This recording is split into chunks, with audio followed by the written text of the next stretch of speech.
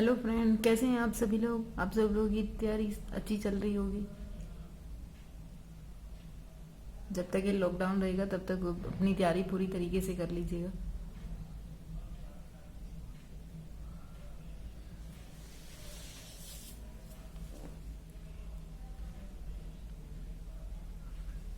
तो हमारी क्या है अभी एनसीईआरटी स्टार्ट हो रही है। इसमें सिर्फ एक दो चैप्टर और बाकी है। क्लास 6 के 7 के भी स्टार्ट करेंगे। उसके साथ साथ हम हिंदी भी स्टार्ट करेंगे बीच में। अगर किसी को पीसीएस के लिए हिस्ट्री के लिए पढ़ना है तो वो भी हमें कमेंट कर सकता है कि अगर उसको हिस्ट्री स्पेशल पढ़ना है तो।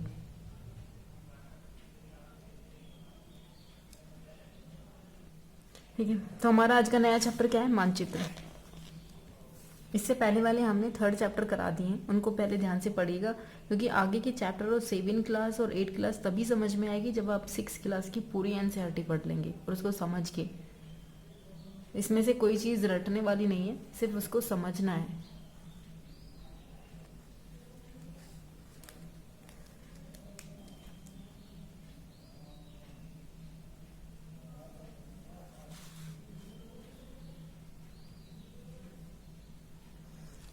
तो हमारा चैप्टर क्या है? मानचित्र।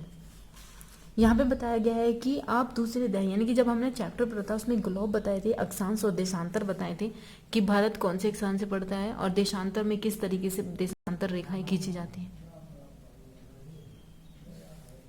ग्लोब के महत्व के विषय में पढ़ चुके हैं। जब हम पूरी पृथ्वी का अध्ययन करना चाहते हैं तो ग्लोब हमारे लिए काफ़ी उपयोगी साबित होता है। परंतु जब हम पृथ्वी के केवल एक हिस्से जैसे अपने देश, राज्य, जिले, शहर, गांव के बारे में अध्ययन करना चाहते हैं तो हमारे लिए अधिक उपयोगी सिद्ध नहीं होता, क्योंकि ग्लोब के माध्यम से हम इतनी छोटी चीज़ यानी कि पहले जिला, पहले राज्य, फिर जिला, फिर शहर, फिर अपना गाँव,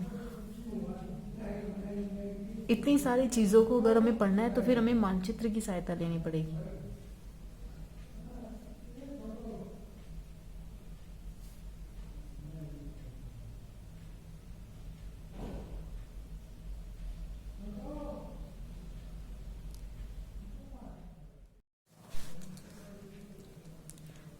कि अगर हमें अपने शहर या गांव और उससे भी अगर हम और भी ज़्यादा डीप जाएंगे तो ये हमारे लिए ग्लोब ज़्यादा बेनिफिट नहीं रहेगा, क्योंकि हमारे लिए ग्लोब सिर्फ इसलिए ज़रूरी है जिससे हमें ये पता चल जाए कि महाद्वीप कहाँ है, महासागर के से कहाँ है, कौन सा महाद्वीप कहाँ पे पड़ता है। सिर्फ हम इतना अध्ययन कर सकते हैं ग्लोब से, इससे ज़्यादा नहीं कर सकते, क्योंकि इसमें कुछ कंट्रीज दिखाई देंगी। ज़्यादा डीप अगर पढ़ना होगा तो हमें स्पेशली मानचित्र से ही पढ़ना पड़ेगा। इंडिया का अलग से पढ़ना पड़ेगा, अमेरिका का अलग से, तो इन चीज़ों को हमें अलग अलग तरीके से पढ़ना पड़ेगा।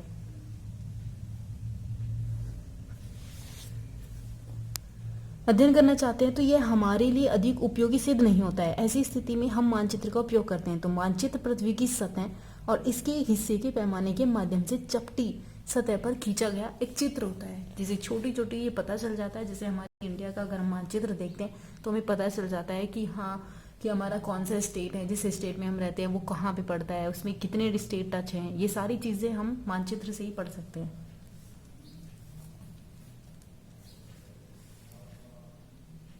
लेकिन एक गोलाकार सतह को पूरी तरह से चपटा करना संभव नहीं होता है। जैसे यहाँ पे दिखाया जाता है कि एक रबड़ की पुरानी गेंद ली, उस पर कुछ रेखाएं बना दी, उत्तरी ध्रुव, दक्षिणी ध्रुव, जैसे हमने पिछले चैप्टर में आप लोग को पढ़ाया था, वही सारी चीजें यहाँ पे। कुछ मानचित्र एक छोटे क्षेत्र को कुछ तथ्यों को दर्शाते हैं। दूसरे मानचित्र में एक बड़ी किताब की भांति तथ्य हो सकते हैं। जब बहुत सारे मानचित्रों को एक साथ रख दिया जाता है तब यह एटलस बन जाता है। जब उसमें सारे रख दिए जाते हैं, जैसे कि भारत का अलग रख दिया, अमेरिका का अलग, दक्षिण अमेरिका का अलग, अफ्रीका का अलग, यूरोप का, एशिया का, चाइना का, इन सब के अगर हम अलग अलग रख देते हैं तो उसके एटलस बोला है इसने। और उसके साथ साथ उसमें दो प्रकार के होते हैं, एक भौतिक, एक राजनीतिक, थीमेटिक। ये सारे एक ही इसमें होते हैं।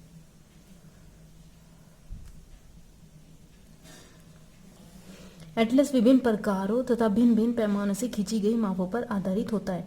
मानचित्रों में एक ग्लोब की अपेक्षा हमें अधिक जानकारी प्राप्त होती है। मानचित्र निम्न प्रकार के होते हैं, जैसे कि यहाँ पे हमने बताया कि कितने प्रकार के होते हैं। एक होता है भौतिक। इसमें क्या होता है कि यहाँ पे कुछ दर्शाए जाते हैं, जैसे पर्वत, पठार, मैदान, नदियाँ, महासागर।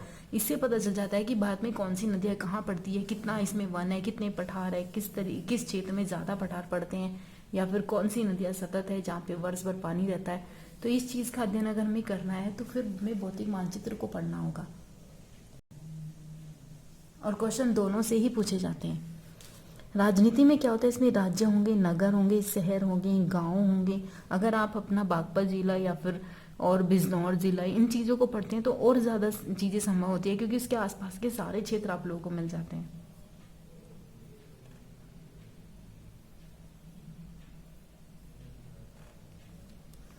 उसके बाद तीसरा क्या होता है, थीमेटिक। इसमें क्या होता है, कुछ मानचित्र विशेष लक्षणों की जानकारी प्राप्त करते हैं, जैसे सड़क मानचित्र, वर्षा मानचित्र, वन, उद्योग आदि दर्शाने के लिए हमें थीमेटिक मानचित्र की जरूरत होती है। इसमें क्या होता है, दूरी, दिशा और प्रतीक, ये 3 चित्र होते हैं मानचित्र में। सबसे पहले क्या आता है, दूरी। दूरी में क्या होता है कि मानचित्र एक आरेखण होता है जो पूरे विश्व अथवा इसके एक भाग को कागज के एक पन्ने पर दर्शाता है। प्राय मानचित्र छोटे पैमाने पर खींचे जाते हैं, लेकिन इसे इतनी सावधानी से छोटा किया जाता है कि ताकि तथ्यों के माध्यम से दूरी वास्तविक बनी रहे। यह तभी संभव हो सकता है जब कागज पर एक छोटी दूरी इस तरह की एक बड़ी दूरी को दर्शाते हैं। इसलिए इस उद्देश्य के लिए एक पैमाना चुना जाता है। इस स्थल पर वास्तविक दूरी और मानचित्र पर दिखाई गई दूरी के बीच में अनुपात पैमाना कहलाता है। जैसे इसने क्या बताया कि आपके विद्यालय और आपके घर के मध्य की दूरी 10 किलोमीटर है, लेकिन जिसे मानचित्र पर 2 सेंटीमीटर की दूरी में दर्शाया गया है। इसका अभिप्राय है कि मानचित्र का 1 सेंटीमीटर स्थल 5 किलोमीटर की को दर्शाता है, यानी कि 1 सेंटीमीटर 5 किलोमीटर।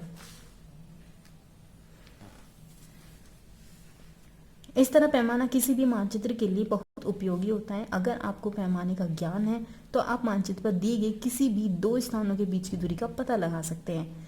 इसकी अपेक्षा बड़े क्षेत्रफल वाले भागों जैसे महाद्वीपों या देशों को कागज पर दर्शाना होता है, तब हम लोग छोटे पैमानों का उपयोग करते हैं। परिणाम स्वरूप मानचित्र पर 5 स्थल के 500 किलोमीटर को दर्शाता है, यानी कि 5 सेंटीमीटर स्थल 500 किलोमीटर को दर्शाता है।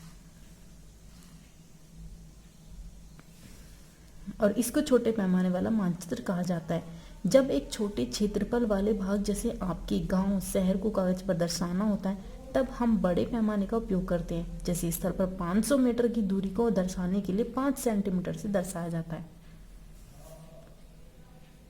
इसे बड़े पैमाने का मानचित्र कहा जाता है। जैसे यहाँ अगर एक चित्र दिखाया गया है, यहाँ दिखाया गया है कि ये 50 मीटर है, यहाँ भी 50 मीटर है। इसके एक पैमाना दिया गया 1 सेंटीमीटर 10 मीटर के बराबर। यहाँ पे दिया गया कि फलोद्यान, ये फल है, यहाँ पे करीस का घर है, शीला का घर, विकास का घर, ये लोग इधर जाते हैं। यहाँ पे पीओ पोस्ट ऑफिस है, सामुदायिक केंद्र है, यहाँ पे पेड़ है, यहाँ पे खेल का मैदान, इधर दुकान है, इधर विद्यालय। तो ये उत्तर की दिशा दिखाया गया है। तो इस तरीके से बताया गया है कि अगर आपको मानचित्र का अध्ययन करना है तो किस तरीके से करना है।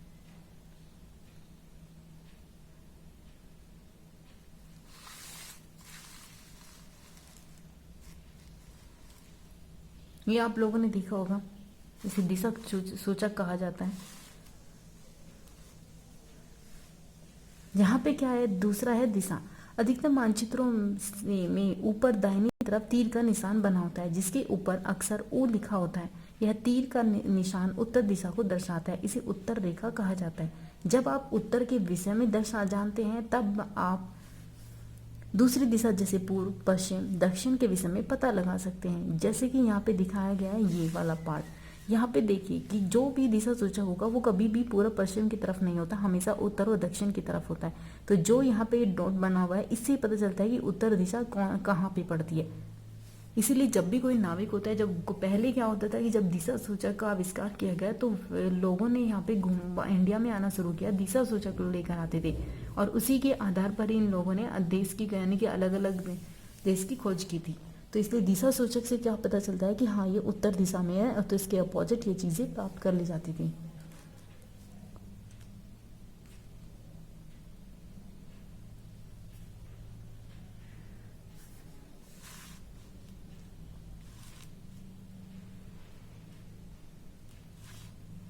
जैसे हम दिशा दिक् सूचक की मदद से किसी स्थान की दिशा का मालूम कर सकते हैं। यह एक यंत्र होता है जिसकी मदद से मुख्य दिशाओं का मालूम किया जाता है। इसकी चुंबकीय सुई की दिशा सदा उत्तर दक्षिण में होती है, हमेशा ये इसी तरीके से मिलता है।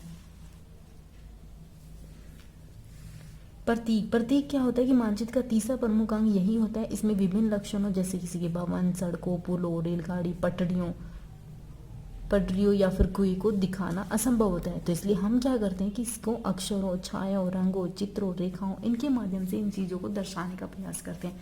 जैसे कि यहाँ पे अगर इस चित्र की बात करें हम,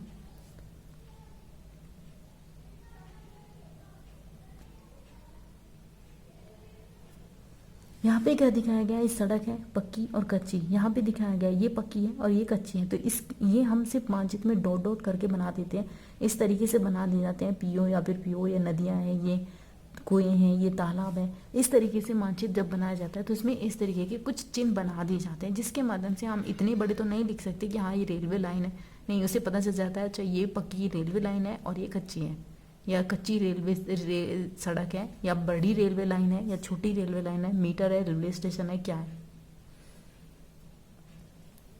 जैसे अब लोग इस चित्र को देखिए, यहाँ पे जैसे डॉट डॉट करके बताया गया है, ये क्या था, ये पक्की सड़कें की बताया गया था। यहाँ पे डॉट डॉट करके कच्ची सड़क बताया गया था। ये क्या था, यहाँ पे क्या था, ये यहाँ पे इन्होंने रेलवे स्टेशन बताया था। ये यहाँ पे रेल की पटरी है। यहाँ पे क्या बताया, ये नदियाँ बताई। यहाँ पे विद्यालय बनाया, यहाँ पीएस बनाया, पीटीओ बनाया। तो इसलिए हम पूरे एक मानचित्र में, एक छोटे से मानचित्र में हम बहुत सारी चीजें दिखा सकते हैं। जैसे इन्होंने यहाँ पे क्या बोला कि जो ये रेलवे लाइन होगी बड़ी रेलवे लाइन होगी। यहाँ पे इन्होंने दिखाया गया है कि जो ये रेलवे लाइन है ये बड़ी रेलवे लाइन है, ये छोटी रेलवे लाइन है, और यहाँ पे क्या है, स्टेशन।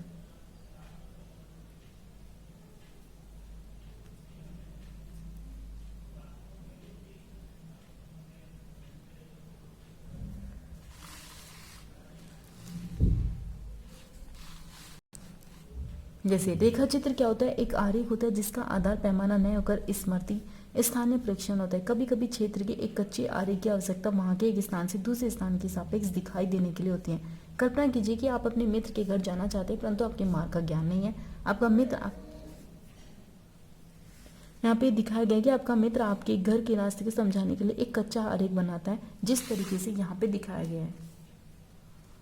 ठीक है, इसमें और कुछ नहीं है, बस यही है कि मानचित्र क्या होता है। यहाँ पे कुछ क्वेश्चन है, इनको भी कीजिएगा सारे, फिर उसके बाद हम नेक्स्ट चैप्टर स्टार्ट करेंगे। इन सब चीज़ों को पढ़ेगा। सेशन पसंद आएगा तो सबको शेयर भी कीजिए, लाइक कीजिए।